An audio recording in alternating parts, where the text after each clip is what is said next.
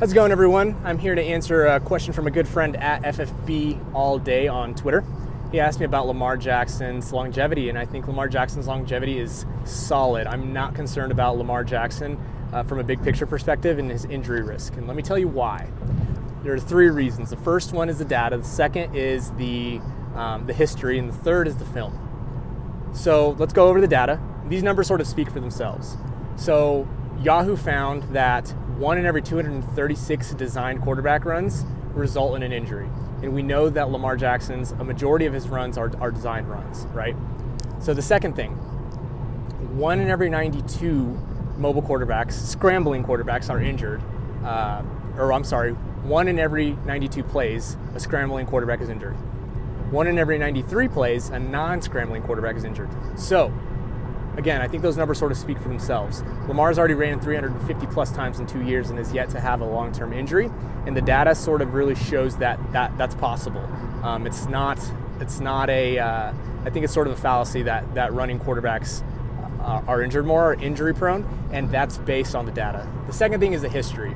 You have to look at the history of several different players, 2 case studies in particular. The first one is Cam Newton. People think that Cam's shoulder injury started from him running the football, but in reality, he threw a pick in 2017. He was chasing the defender and tried to tackle the defender, fell on his outstretched arm. He tore his labrum and or rotator cuff, and that's where his issues started. That's why Cam Newton was having issues for the longest time with his shoulder. It wasn't because he was running. The second thing you have to know is that RG3, he was really, really loosey-goosey individual. He had very, very lax joints just by looking at him, and his career-altering issue actually came when he was bending over to pick up a fumble 10 yards away from any other defender, and it was a non-contact ACL injury.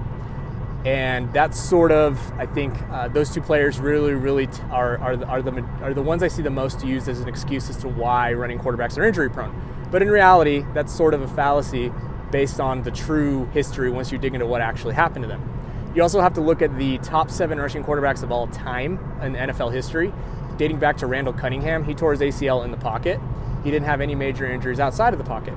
And on top of that, all those other 7 quarterbacks, the 7 most rushing quarterbacks, I use those because I think at number 8, it took like a massive chunk in terms of rushing attempts. But the top 7 all had at least 650 rushing attempts, and they played an average of 13 and a half years in the league. So, if those players played 13 and a half years in the league, then in a less sophisticated league where quarterbacks were taking much bigger hits, and now Lamar is not taking as big a hits as those guys, then I think that if we can squeeze 10 years out of Lamar Jackson, we'll all be happy. And 10 years is plenty of time to see what he's got, but I really think he'll last longer than that. The next thing you have to sort of consider is just watching the film. So I was on the phone with my buddy at PollySleeper on Twitter, at PollySleepers. He's the one that brought it up. He's like, I just don't think people watch the film. Lamar's not taking big hits. He's sliding. He's getting out of bounds. He's throwing the ball away. He again, like I said earlier, his designed runs. His runs are mostly designed. He is an intelligent quarterback. I think that's the most underrated trait, characteristic that he has. Is he's an intelligent dude. He knows what he's doing on the field. He has a high football IQ.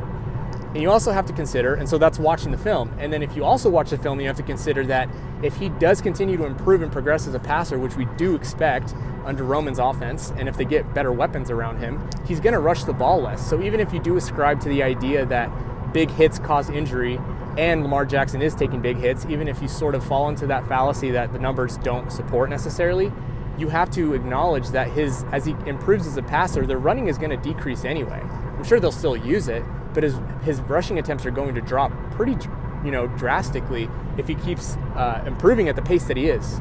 So those are the 3 reasons that I'm not concerned about Lamar Jackson's long-term health, because of the data, because of the history, and the case examples that people cite that are sort of inaccurate, and because just watching the film, he doesn't take a lot of massive hits. So at FFB All Day, I hope I answered your question. I know it sounds like I probably don't agree with you, but those are sort of the reasons that I don't think Lamar is a big injury risk.